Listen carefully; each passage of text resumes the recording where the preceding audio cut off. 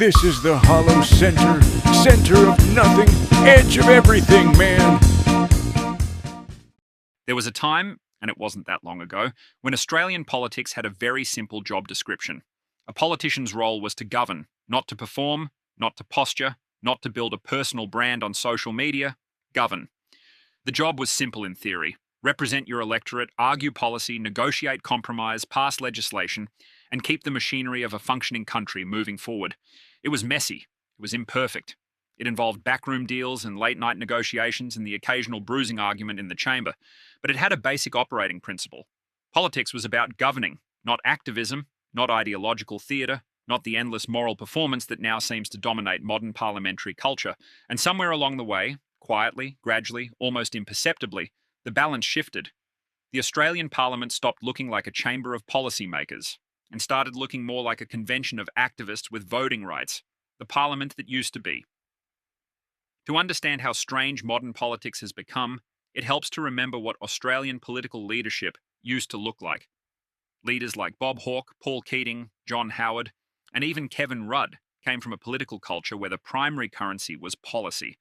They had ideological differences, often enormous ones, but their professional identities were built around governing. Budgets, economic reform, trade agreements, industrial relations, foreign policy. They were political operators, negotiators, deal makers. They understood the ugly reality that governing a country of 26 million people means compromise, pragmatism, and sometimes swallowing policies you personally dislike because the numbers in Parliament demand it. Politics was still ideological, but it was functional ideology. The goal was still to run the country. The cultural shift fast forward to today, and something has changed. A growing number of parliamentary figures appear to approach politics not as a governing exercise, but as a platform for activism. The distinction matters. An activist's job is to advocate a cause. A politician's job is to balance competing interests across an entire society. Activists are rewarded for moral clarity. Politicians are rewarded for workable solutions. Activists rally supporters. Politicians manage systems. Activists often see compromise as betrayal. Politicians see compromise as the only way anything actually happens. And when activism begins replacing governance inside a parliament, the entire tone of politics shifts. Debates become symbolic. Policy becomes secondary. The performance of virtue begins to outweigh the craft of governing. The social media parliament. The rise of activist-style politics has coincided with another major shift, the transformation of political communication. In the pre-social media era, a politician's primary audience was their colleagues in Parliament and the voters in their electorate. Today, their primary audience is often the internet. Clips, posts, viral moments, short, emotionally charged messages that travel far beyond the chamber walls. The incentive structure changes dramatically. Complex policy discussions don't go viral, angry speeches do. Nuanced economic arguments don't trend on social media. Moral outrage does. Which means politicians increasingly operate inside an ecosystem that rewards activist-style communication. The new political persona. Look at some of the most prominent figures dominating modern parliamentary debate. Figures such as Fatima Payman, Mehreen Faruqi, Sarah Hanson-Young, and Lydia Thorpe have built political identities strongly tied to advocacy movements. Their supporters view this as courage, a willingness to speak out on issues of justice, representation, and global politics.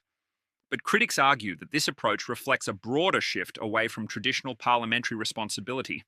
Instead of focusing primarily on domestic governance, some politicians increasingly frame themselves as movement leaders, voices for causes, campaigners inside the chamber, activists with legislative authority.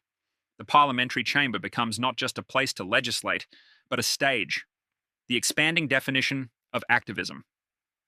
Of course, activism is not confined to any one political party. Even figures within government are often accused of leaning heavily into ideological messaging rather than pragmatic governance. Critics of Anthony Albanese argue that his long political career has been deeply shaped by movement politics within the Labour movement.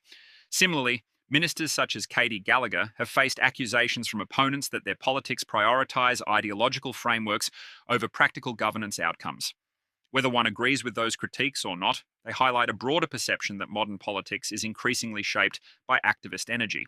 When Parliament becomes a rally, one of the consequences of activist-style politics is that parliamentary debate begins to resemble something closer to a rally than a legislative process.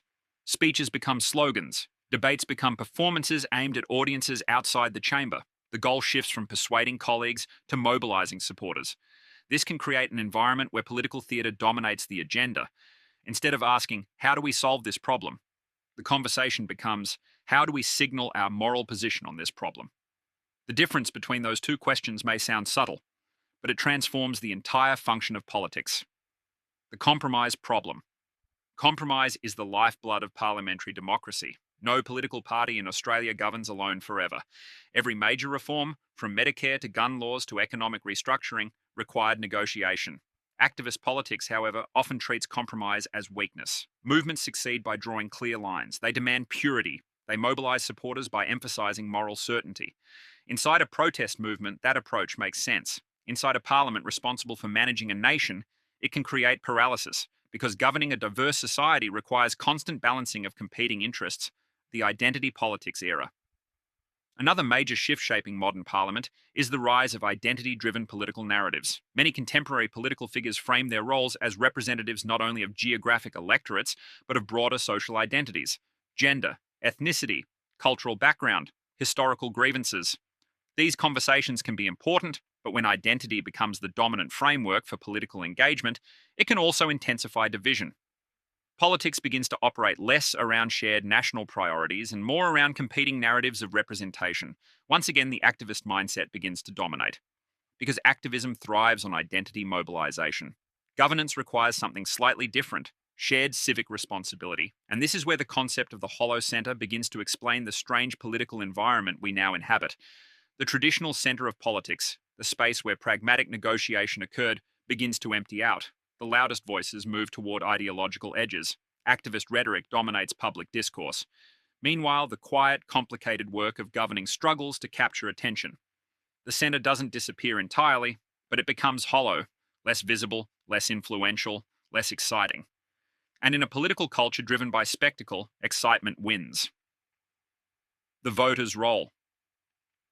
It would be easy to blame politicians entirely for this transformation, but voters play a role as well. Modern media environments reward outrage. Social media algorithms amplify emotional content.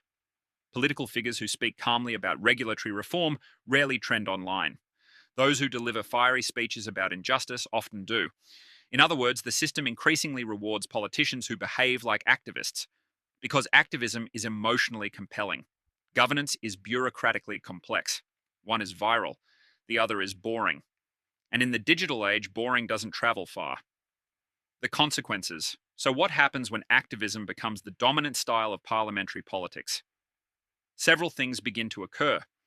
Policy discussions become simplified. International conflicts get reframed through domestic ideological lenses. Complex economic debates get reduced to slogans. And political polarization deepens. The chamber becomes louder, but not necessarily more productive, more performative, but not necessarily more effective. None of this means activism is inherently bad. Social movements have historically played a crucial role in driving political change. But movements and governments serve different purposes. Movements push, governments manage, movements demand. Governments balance, movements mobilize. Governments govern. When those roles blur too completely, the entire political ecosystem begins to tilt. And that raises the question at the heart of today's hollow centre conversation. Has Australian politics reached a point where activism has replaced governance as the dominant political identity? Or are we simply witnessing a transitional moment in the evolution of modern democracy? Because one thing is certain: the Australian Parliament today feels very different from the one that existed 20 or 30 years ago, less like a chamber of pragmatic dealmakers, more like a gathering of ideological campaigners, and whether you see that as progress or decline probably depends on one simple question. Do you want your politicians to be activists? Or do you want them to be politicians? Because increasingly it seems the line between those two roles is disappearing. This is the hollow center, center of nothing, edge of everything, man.